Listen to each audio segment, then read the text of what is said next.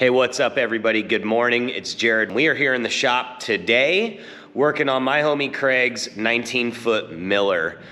This is a Miller bubble deck jet boat with a Berkeley and a big block forward. And last year, him and I totally revamped this boat. We took the square tanks out that were leaking, put powder-coated round 11-gallon tanks in, did some motor stuff, put new carpet, new subfloor, new gauges, new wiring, everything. And so why is it here now? Well, because the one thing that we really didn't do was mess with the pump. The pump currently as it sits is a Berkeley brand, and it is a JC with a diverter. That's cool, fine and dandy and all, but truthfully, there's no attachments available for a C-style Berkeley bowl. So what are we gonna do? Well, we went out and found a Berkeley JG, or split bowl in the industry is what they're called, and we went ahead and rebuilt that whole thing, right? Put a stainless B impeller in it, new shaft, new bearings, new seals, new gaskets, all that good stuff.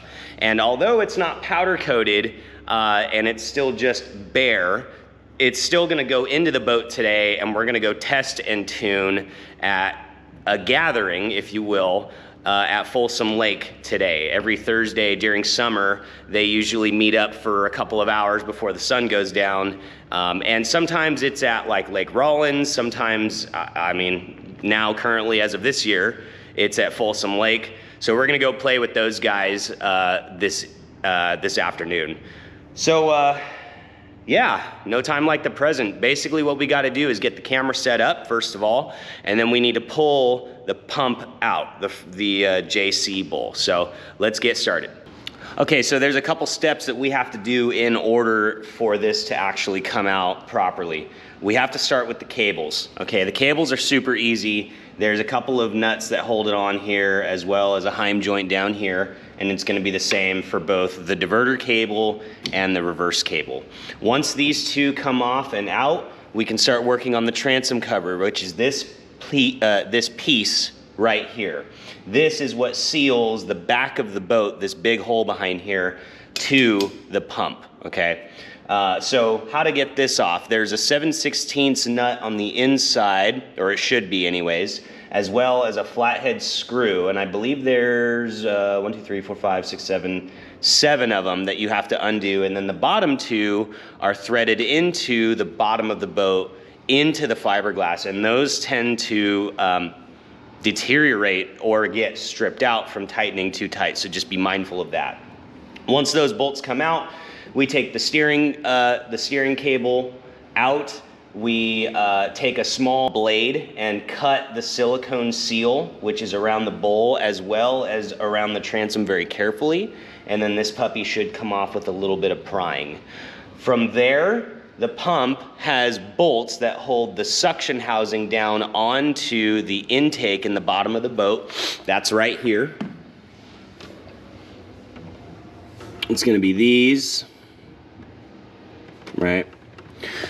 So once those come out, I believe that's also a 1/2-inch socket. So once those all come out, the pump should unseal itself from the intake and slide right out. It's that simple. So we're gonna set the camera up now and just get to work.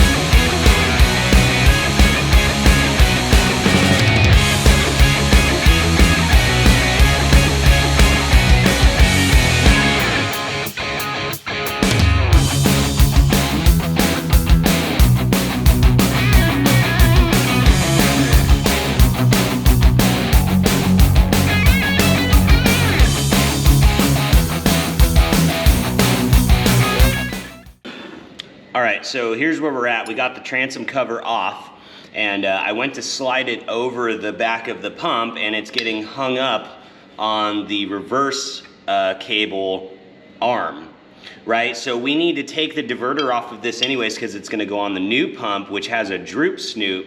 It utilizes the same top and bottom pins as this C-bowl. So we're gonna actually remove the nozzle, if you will, or the diverter off of the back of this C pump, and pretty much continue further. So how do you get a diverter off? You've got these pins, one at the top and one at the bottom. They're steering pins, right? A good upgrade would actually be the DrewFab pin kit, which actually replaces the nylon bushing in here, the plastic bushing, and utilizes a very nice hardened machine steering pin that gets bolted in from the top with 4 bolts. It's kick-ass. It makes your steering feel like butter, and it's definitely reassurance that you don't have any plastic stuff in there that can wear out and cause slop, right? So how do you get these out? They're the factory ones, right? You've got an Allen head here and an Allen head here. You've got to turn the diverter over to the left, and we've got our Allen key here, and we're gonna put it in to remove. And one trick I like to show you guys, you can see there's not a lot of room in here, and we could, I guess, theoretically put it like this and pull, but I want to show you guys a trick. If you ever have to use the long end of an Allen wrench and you can't really get a good grip on it, you can actually use a smaller wrench on the end of here for additional leverage. Right, and that'll actually help make it act as if it's got a longer handle on it, and you can remove it that way. So we've got the top one out right now, and from there, you pull that puppy out, all right, set it aside, and then from there, you can actually take a punch, or sometimes if they're real loose, you can actually just push it down in, but it doesn't look like this one's gonna let me do that. So you take a punch and just gently tap.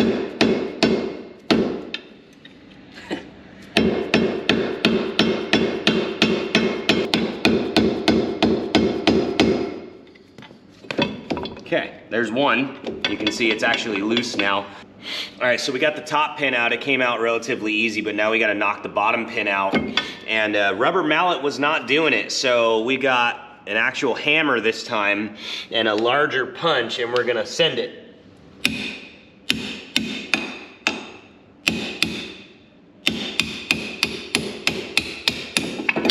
There it goes. Nice. That's it. So there it comes out. Set that to the side. Pull the transom cover off. Swing that over to the side as well.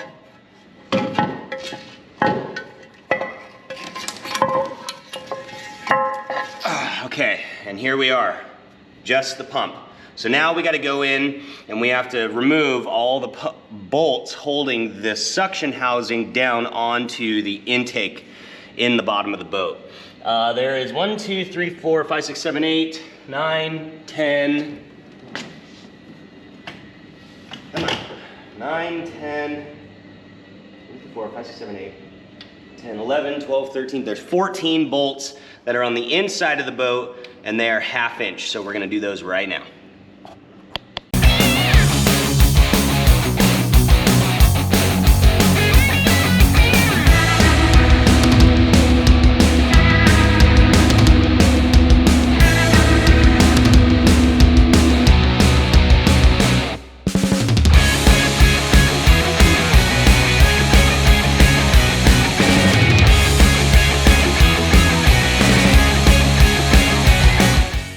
All right, so it looks as if instead of using a gasket underneath the intake, between the intake and the suction housing, we decided to use a whole Christ ton of silicone. And that is not necessarily something that I would suggest. I always prefer using the gasket versus silicone. So this is gonna require a little bit of finesse to get out. I'm gonna need to use a real thin putty knife and separate the suction housing from the intake that's in the bottom of the boat, and hopefully this puppy will let go. So in order for us to not have an accident and the pump, you know, release itself and fall to the floor, we're gonna stick one bolt in loosely here and one bolt in loosely here. That way, when it does break and release, the thing doesn't fall out of the boat, right? Here we go.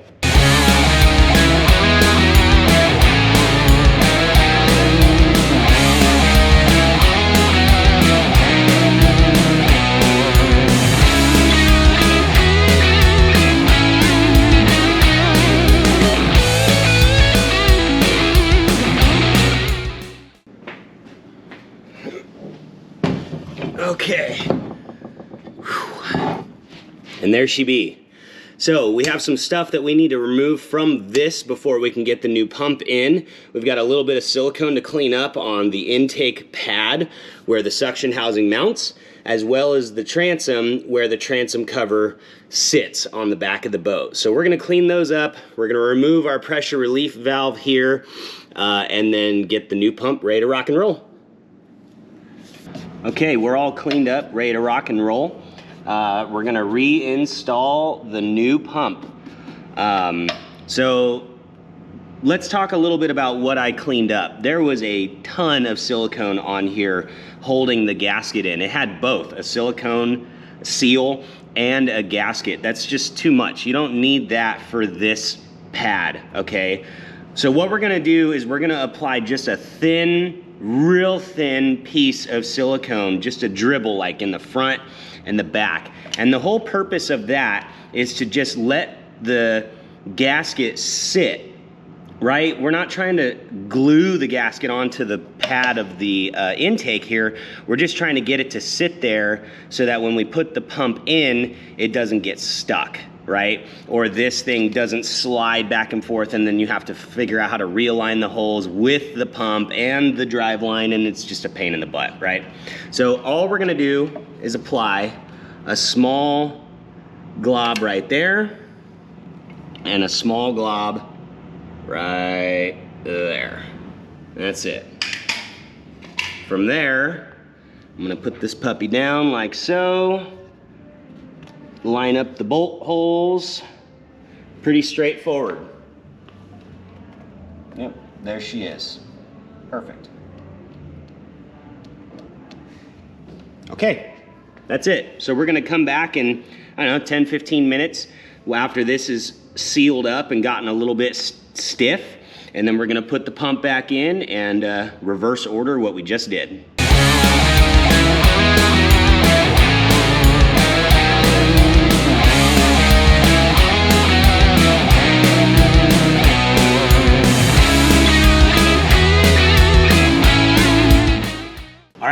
We're gonna put the transom cover back on, and I wanted to show you guys something real quick. I'm gonna angle the camera this way. There we go.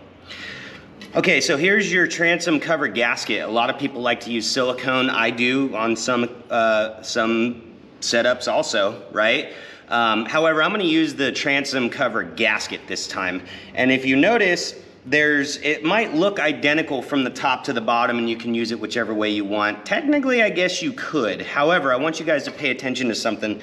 This corner here on the gasket is much sharper into that 90-degree than it is down here, right? So pay attention to that, because that longer drawn out 90 down here at the bottom is supposed to go to the bottom, because if we pull the gasket away, you can see that this has a much longer transition down below versus this up here having a nice short 90. Okay, the other thing that you guys can probably tell is that I'm putting in a couple of bolts into the transom cover to hold the gasket. And the same principle applies. If you wanted to toss just a small bead of silicone on one side of the gasket or the other to make sure that it stays there, you can totally do that, nothing wrong with it. But in our situation, we're just gonna stick some bolts through holes and stick this puppy on.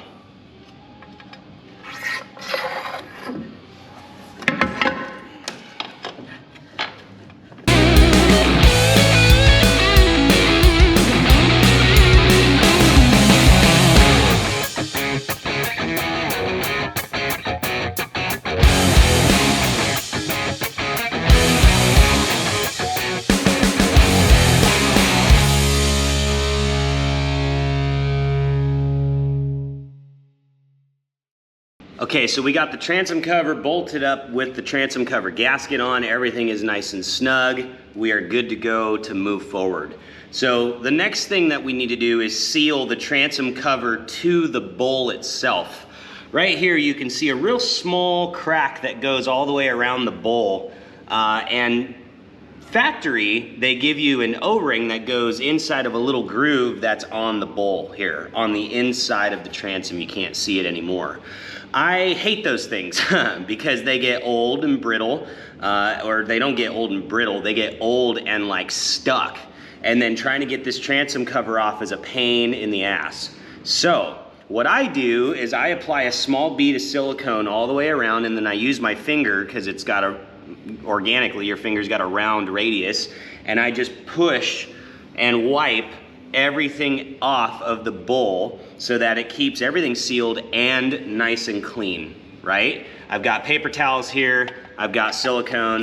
I personally use the GE Advanced Silicone. It's a gold and blue bottle. They've got a couple different options, but this is the one that I like. And all I'm gonna do is just take my time and apply a little bit of silicone at a time and keep things clean all the way around the bowl. I'll stop right there for starters. Right, so we've got our silicone there. I'm gonna use my finger and gently press and wipe away simultaneously, right? I've got a napkin. I'm gonna go over it again, make sure that I got everything and then keep it clean. Got a little bit up top that I need to get off. Boom, look at that. Okay, I'm gonna keep going. And I only go a little bit at a time, because if you were to do the entire bowl, even with that small bead that we're applying, you'd have a whole pile of silicone. See, just that far, and I was able to get that much off my finger. And if you're using not a caulking gun, but like a small tube of silicone, you can actually reuse this and apply it within the hole there. You can save as much as you can. But we're not gonna do that because that takes too much time. When you think you're done, take a flashlight and really make sure that you don't see any pinholes. Luckily, silicone is pretty forgiving in the sense that it applies relatively thick, but sometimes you can get little air bubbles, and you know, you don't want that. So like right here, for example, there's a small air bubble that I think is there. There might be one right there. Now, I'm an advocate for not using a ton of silicone, right? You see how I'm being real methodic and real picky? I'm not going back and applying a second bead all the way around. You don't need it. And you just keep things clean this way, you know? So I've got a little bit more right there. Packed it in, sealed, everything's good. Wipe the excess off. Come back around here. I know I applied, yep, right there. That looks good. And one more right here. Okay, so it is currently 10 after noon, and we are trying to hit the lake at 4 o'clock today. We're gonna be going to Folsom Lake, and there's a new group owned by a couple of buddies of mine, John and Cole, called NorCal Hot Boat, and they are just stoked. I mean, crazy advocates for the hot boat community, so much so that they are kind of trying to bring back the Hot Boat Thursdays thing, and that usually happens at Rollins Lake, but unfortunately there's no water in Rollins Lake anymore for the season, so we're gonna go to Folsom Lake. So hopefully there's gonna be a handful of other boats there, and we'll get to play around. And something that you guys don't know or have met yet is my buddy Tyler Austin. He is now helping with filming and editing and stuff like that, and he's never been in a jet boat before. He's never been in any kind of these boats, actually, for that fact. So we're gonna get to pop that cherry tonight and see what his reaction is in Craig's Miller 19-foot jet. So anyways, we've got some stuff to clean up still, a little bit more silicone to clean up. We need to add the droop, add the diverter, grease the bowl, lubricate it, put everything together, and then call it good.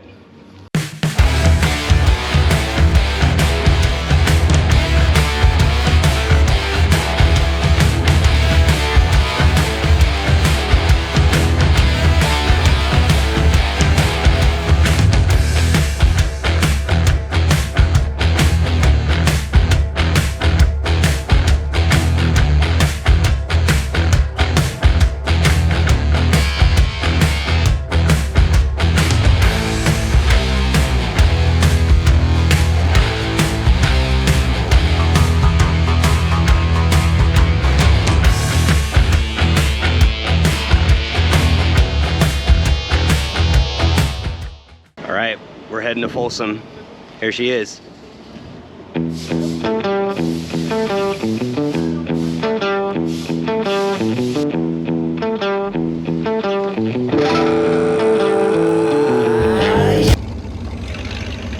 All right, we made it. We are currently in Folsom Lake, and like I told you guys before we got here, this is the homie Tyler. He's new on the WCRO crew, and he helps with a lot of footage, filming, editing, stuff like that. He's a badass. Go follow him on Instagram. We'll make sure to put the tag in this video. Tyler, this is gonna be your first ride in a jet boat. How do you feel? Hell yeah, it's gonna be fucking sick. I can't wait. He gets to go for a ride in the cruiser, which is this, and then Displacement Issues, which is the WCRO Twin Turbo LS race boat. So he's gonna get the best of both worlds today. But let's see how this baby does. We put a droop on it, a stainless B. It's got a split bowl in it now, and we should see a little bit of a difference. I'm excited.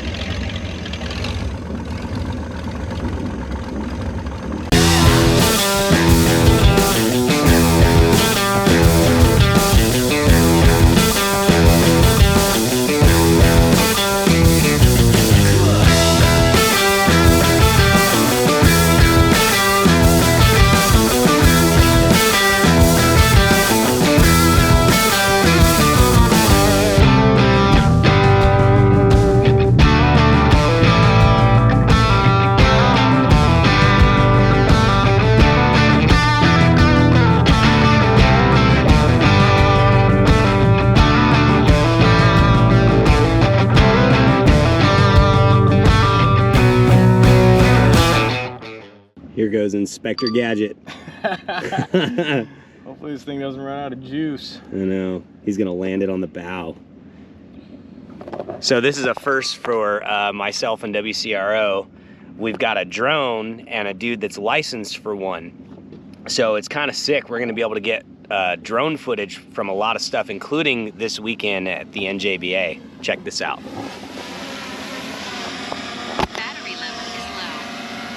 Just in time. Return to the home point in 10 seconds.